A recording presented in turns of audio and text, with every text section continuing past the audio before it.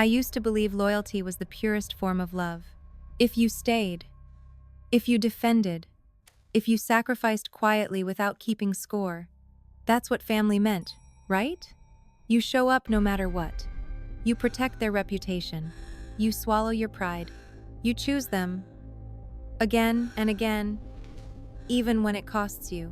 I thought if I proved I was loyal enough, they would finally choose me back.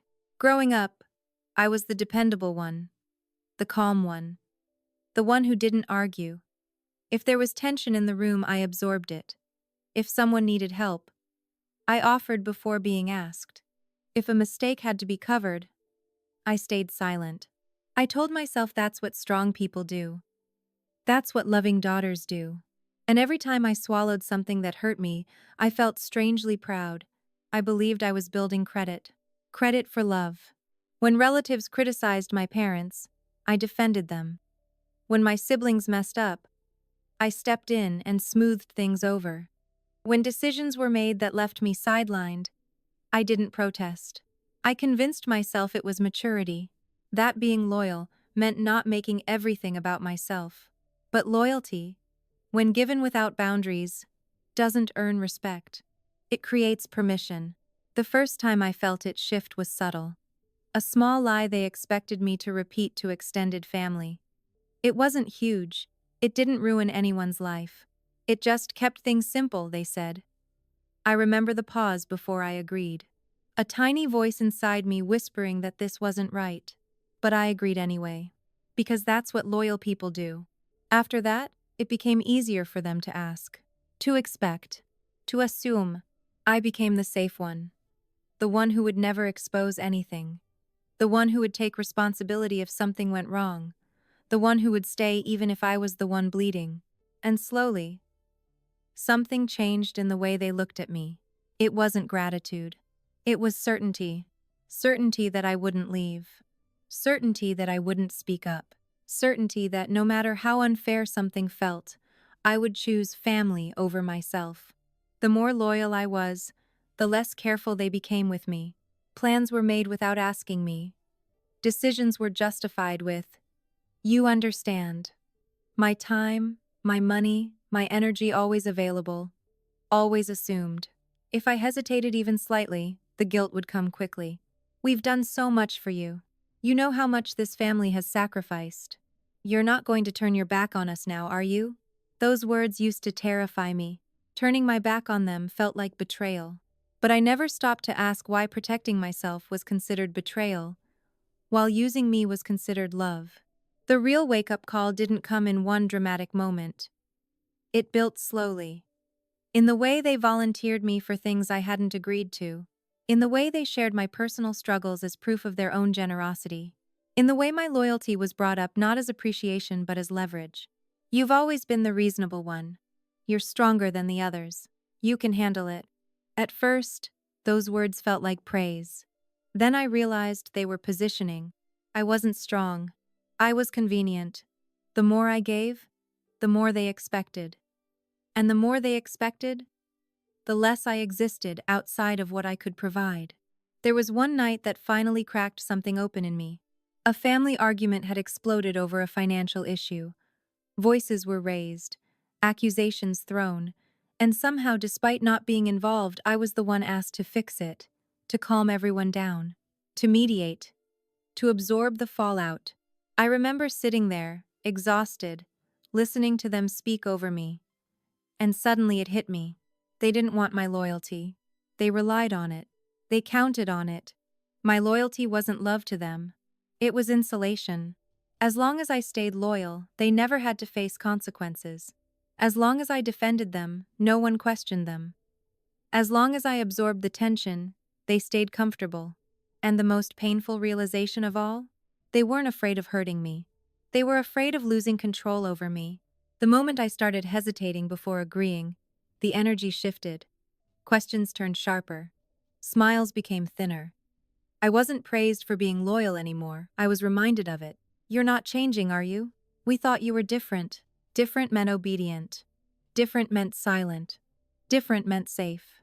And for the first time in my life, I saw my loyalty clearly. It wasn't building love. It was building a cage.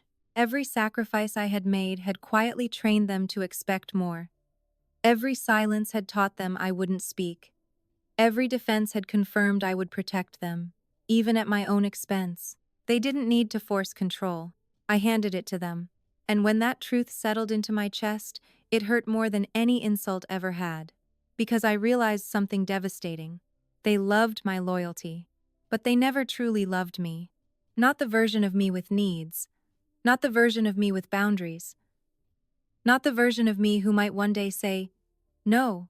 And the scariest part wasn't what they had done. It was what would happen when I stopped giving it. Because the second loyalty stops being automatic. It becomes a threat. And I was about to find out exactly how dangerous that threat could be. At first, the sacrifices felt temporary. Just this once. Just until things settled down. Just until someone else stepped up. That's what I kept telling myself. If someone needed money, I adjusted my plans. If someone needed time, I rearranged my schedule. If someone made a mistake, I absorbed the consequences. I told myself that's what strong families do. They lean on the dependable one when things get hard. I didn't realize I had quietly become the foundation they were standing on. Every time I gave something up, there was a brief moment of gratitude. A thank you. A hug. A reminder that I was the reliable one. And I held on to those small acknowledgments like proof that I mattered. But gratitude has a short lifespan when someone becomes predictable. The more I sacrificed, the less they asked. They assumed. If a bill was overdue, I would handle it. If a relative needed a place to stay, I would adjust. If there was conflict, I would mediate. I wasn't consulted. I was assigned. And the strange thing was, I didn't fight it, because fighting it felt selfish. That word had been planted in me long before I recognized the pattern. If I hesitated, I could already hear the disappointment forming. You've always been so understanding. We didn't think you'd make it a problem. It's just temporary. Temporary became routine. I remember the first time I canceled something important to me without even feeling angry. I just felt responsible. Responsible for keeping peace. Responsible for smoothing tension. Responsible for protecting the family image. That's when I should have known something was wrong. Responsibility had quietly replaced relationship. The turning point came during a crisis that wasn't mine. A financial issue exploded between my parents and another family member. Accusations. Blame. Panic. And somehow, in the middle of it, all eyes turned to me. Not because I caused it. Not because I had the resources to fix it easily. But because I always did. No one asked how it would affect me. No one paused to consider my own plans. The expectation was unspoken but absolute. I would step in. And I did. I dipped into savings I had worked years to build. I postponed something personal I had been planning quietly.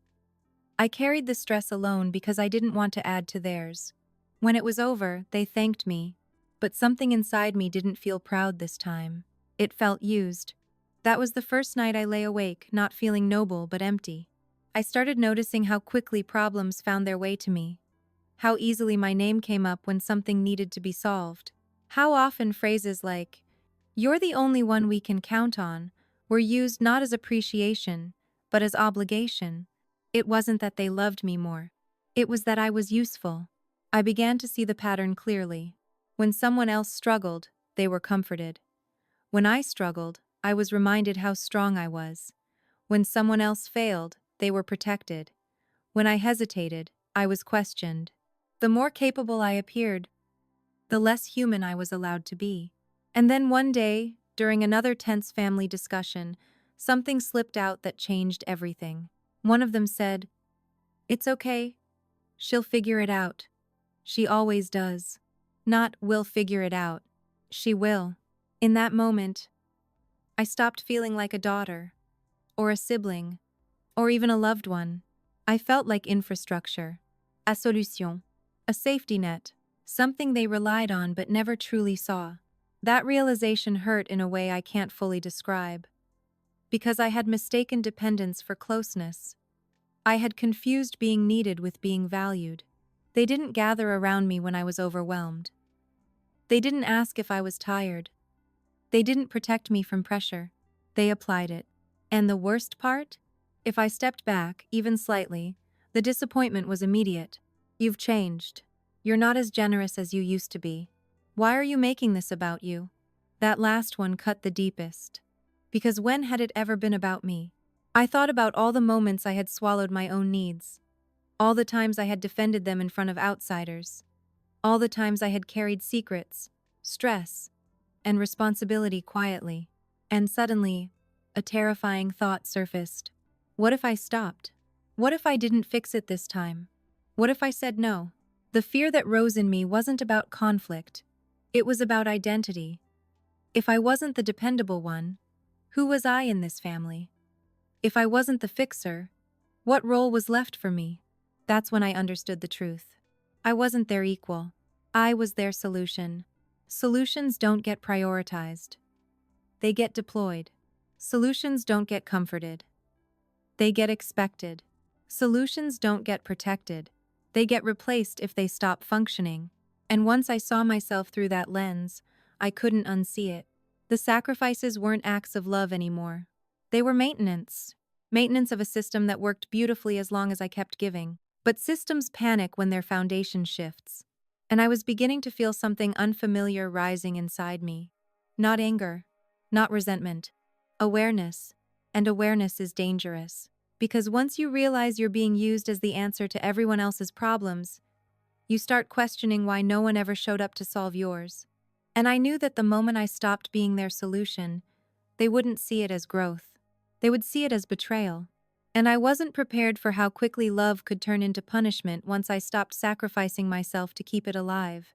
It only took one word to change everything. No, not screamed, not dramatic, not explosive, just quiet, controlled, measured. No, I can't do that this time. The room didn't erupt. No one flipped a table. No one shouted.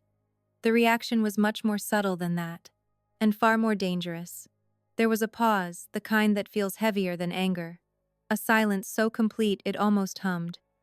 I watched their faces carefully, expecting confusion, maybe even concern. Instead, I saw calculation. I had said no to something that would have cost me financially, emotionally, and mentally. Another temporary fix for a problem I didn't create. Another sacrifice dressed up as loyalty. And for the first time, I didn't explain myself. I didn't soften it with apologies. I didn't offer a compromise. I just said no. That's when the rewriting began. It didn't happen in front of me. It happened around me. Within days, the tone shifted. Messages from relatives felt colder. Invitations slowed. Conversations shortened. I could feel something moving beneath the surface, something coordinated. Then the calls started. An aunt asking if I was under a lot of stress lately. A cousin gently suggesting I might be overwhelmed. A family friend reminding me how much my parents had always supported me. No one mentioned the boundary directly. They didn't have to. The narrative was already forming. I had changed. I had become distant.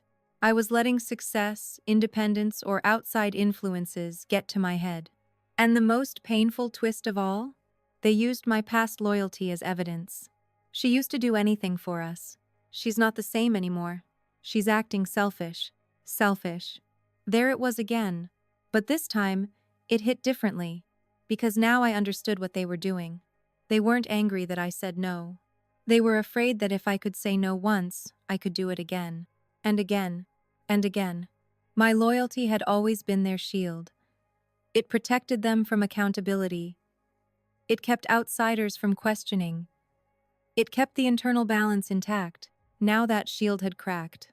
So they did what any threatened system does. They isolated the disruption. Me. I started noticing how conversations would go quiet when I entered a room. How certain details weren't shared with me anymore. How family updates traveled in circles that excluded my name. The most chilling part wasn't the distance. It was the coordination. They didn't confront me directly. They curated perception. They reminded everyone how dependable I used to be. How generous. How selfless. They painted a version of me that was almost saint-like. and then contrasted it with who I was now. And in that comparison, I became the villain. Because how dare someone who has always given stop giving? It was subtle, but brilliant. They weren't attacking my boundary. They were attacking my identity. If I wasn't the loyal one, then who was I? And if I wasn't who they believed me to be, maybe I had never been that person at all. That psychological twist nearly worked. For a moment, I questioned myself again. I replayed the boundary in my head. Was my tone too firm? Should I have explained more? Could I have softened it? That's when I realized something terrifying. I wasn't doubting my decision. I was doubting my right to make it. That's how deep their conditioning ran. The real turning point came during a family gathering I almost didn't attend. I walked into a room full of smiles that felt rehearsed, conversations that felt edited, energy that felt staged. And then someone said it. We just miss the old you. The old me.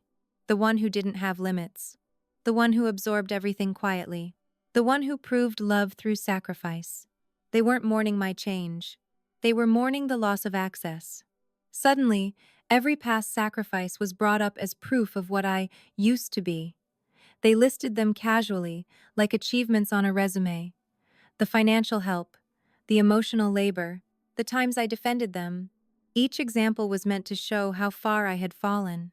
But all I could hear was confirmation. They remembered every sacrifice. They just never valued the cost. And then it hit me. My loyalty had become evidence. Evidence that I was capable of more giving. Evidence that I had the capacity to sacrifice again. Evidence that if I wasn't doing it now, I must be choosing not to. Which meant I was guilty. Guilty of withholding. Guilty of changing. Guilty of no longer playing the role they built around me. The irony was almost unbearable. The very loyalty I thought had secured my place in the family was now being used to question my character. You've always been the strong one. You've never complained before. You can handle it. Not praise. Pressure. And for the first time, I didn't rush to defend myself. I sat there, listening to them describe the old version of me like she was a lost treasure. And I realized something quietly devastating. They didn't love her either. They loved what she provided. And now that I had set one boundary, just one, they were testing how much social pressure it would take to push me back into place. That was the moment clarity replaced fear. This wasn't about misunderstanding. This was about control maintenance. If they could make everyone believe I had changed for the worse, then my boundary would look unreasonable. If they could frame my growth as betrayal, then their expectations would remain intact. It was strategic, and it was deliberate. But something inside me had shifted too far to go back. For the first time, I wasn't afraid of being misunderstood. I was afraid of disappearing again. Because if I surrendered this boundary, even once, I knew what would happen. They wouldn't thank me. They would tighten their grip. And I finally understood something that sent a chill through me. When loyalty is used as leverage, love becomes conditional. And the moment you stop performing it, you become the threat. What I didn't realize yet was how far they were willing to go to neutralize that threat. And the next move they made would prove just how dangerous my independence had become. For years, I had protected them without even realizing it. I filtered stories before telling them to friends. I softened details so no one would judge. I carried secrets that weren't mine to carry. I defended decisions I didn't agree with. I swallowed my own hurt so their image would remain intact.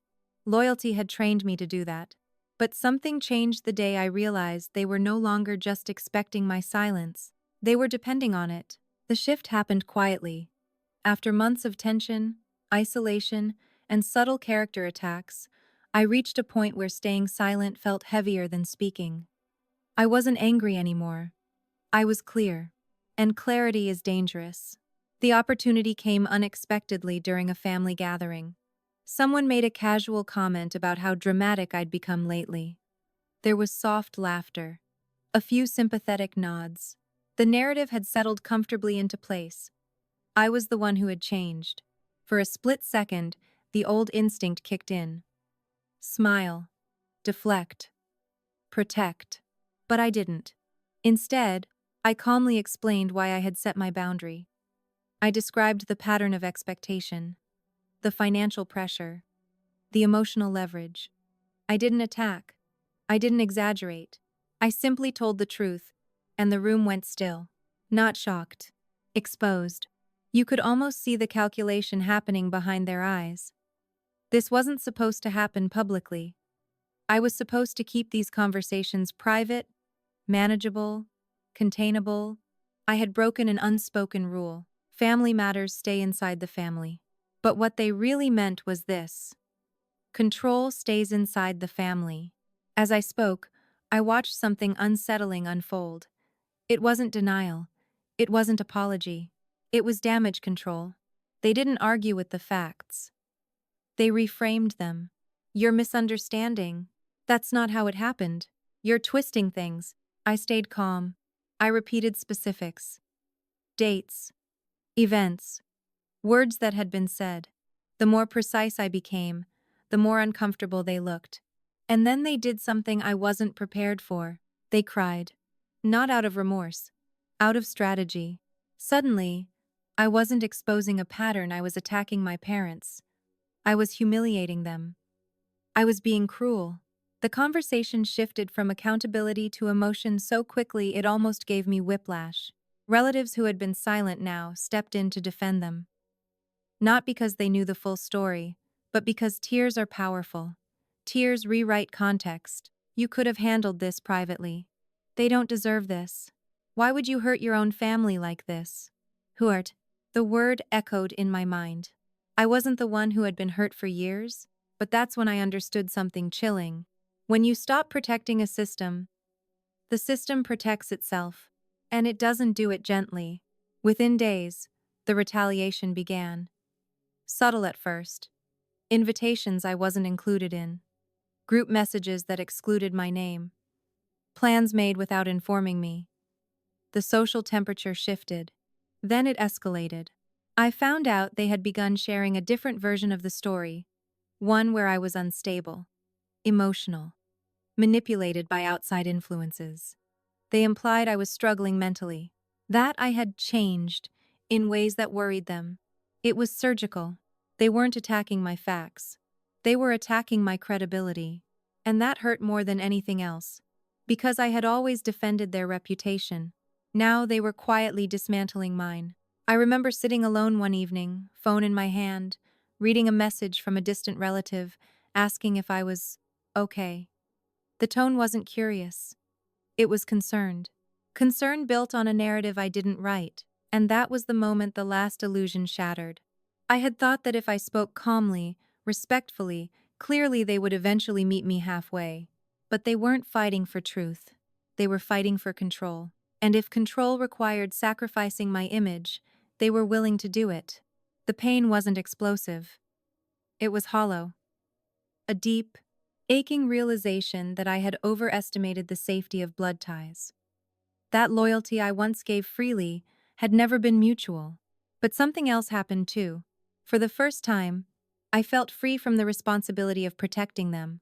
If they were willing to distort my character to preserve their comfort, then I no longer owed them silence. I stopped explaining myself to people who only knew half the story. I stopped chasing invitations. I stopped defending rumors. I let the truth exist without trying to package it gently. And that's when the final blow came. They stopped reaching out altogether. Not as punishment, as withdrawal. The message was clear. If you won't play your role, you don't get to stay in the system. It was the quietest form of rejection, and somehow, the most painful, because it confirmed what I had been afraid to admit all along. Their love was conditional. It existed as long as I remained useful, loyal, compliant. The moment I became independent, vocal, self-protective, I became expendable. I grieved harder than I expected, not just for the relationships, but for the illusion I had carried my entire life. The belief that loyalty guarantees love, that sacrifice ensures belonging. It doesn't. Sometimes loyalty only proves how much you're willing to tolerate. But here's the truth that saved me. When I stopped protecting them, I finally started protecting myself. Yes, they tried to rewrite me. Yes, they turned silence into punishment. Yes, they weaponized tears and reputation, but they couldn't take the one thing that mattered: my clarity. And once you see the system clearly, you can't unsee it. They thought losing their approval would break me. Instead, it showed me exactly what it had been costing me to keep it. And sometimes, the most painful thing your family can do is reveal who they really are. Because once they do, you have to decide whether you'll keep protecting them or finally choose yourself.